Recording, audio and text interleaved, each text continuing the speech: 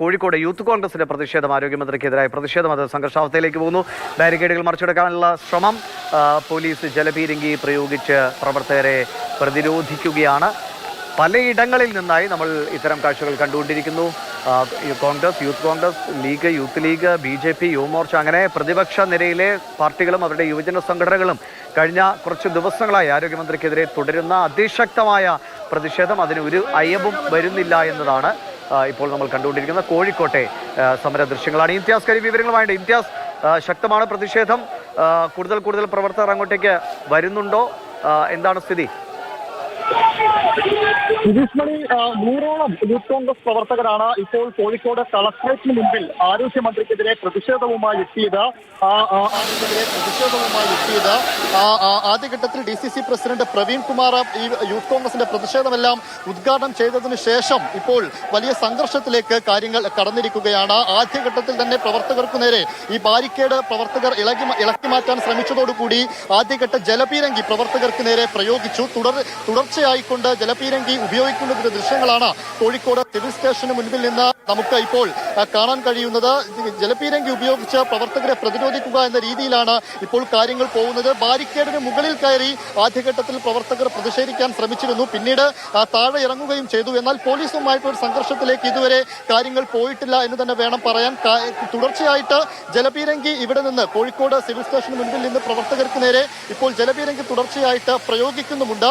DCC president അടക്കമുള്ളവരാണ് ഈ പ്രതിഷേധത്തിന് നേതൃത്വം കൊടുക്കുന്നത്. KSUവിന്റെ നേതാക്കളടക്കം, KSUവിന്റെ സൂരജ് അടക്കമുള്ള നേതാക്കളും യൂത്ത് കോൺഗ്രസിനൊപ്പം പ്രതിഷേധത്തിനായിട്ട് ഉണ്ട് താനും. ഇപ്പോൾ നിലവിൽ ഒരു യൂണിറ്റ് വാഹനം മാത്രമാണ് പോലീസിന്റേതായിട്ട് ഇവിടെ എത്തിയിട്ടുള്ളത്. തുടക്കത്തിൽ തന്നെ ഇവിടെ പിണറായി വിജയന്റെ മുഖ്യമന്ത്രിയുടെ ഫ്ലക്സ് അടക്കമുള്ളവ യൂത്ത് കോൺഗ്രസ് പ്രവർത്തകർ കയറി നശിപ്പിക്കുകയും ചെയ്തു. അങ്ങനെയാണ് പ്രതിഷേധം തുടങ്ങുന്നത്.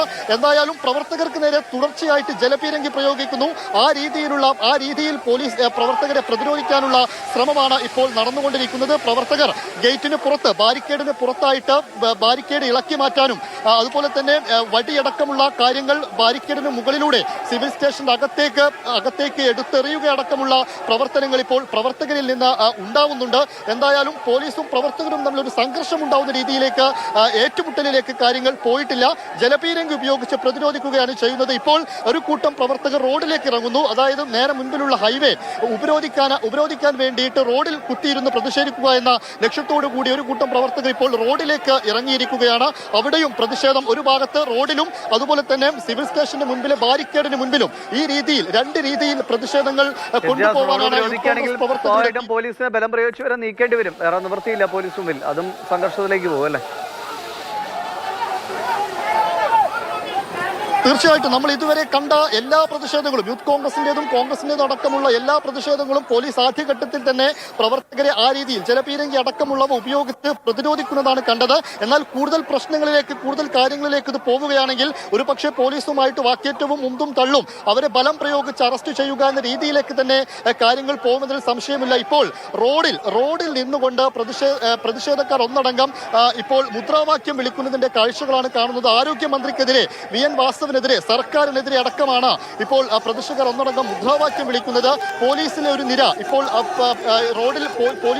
റോഡിലേക്കും ഇപ്പോൾ മാറിയിട്ടുണ്ട്. കൂടുതൽ അക്രമാസക്തമാവുകയാണെങ്കിൽ, കൂടുതൽ സംഘർഷങ്ങളിലേക്ക് കാര്യങ്ങൾ പോവുകയാണെങ്കിൽ എന്തായാലും മുഴുവൻ പ്രവർത്തകരെയും ഉടനെ തന്നെ കോഴിക്കോട് യൂത്ത് കോൺഗ്രസിന്റെ പ്രതിഷേധമാണ് സംഘർഷാവസ്ഥയിൽ എത്തി നിൽക്കുന്നത്. ബാരിക്കേഡ് മറികടക്കാനുള്ള ശ്രമം പോലീസ് ജലപീരങ്കി പ്രയോഗിച്ച് തടഞ്ഞു.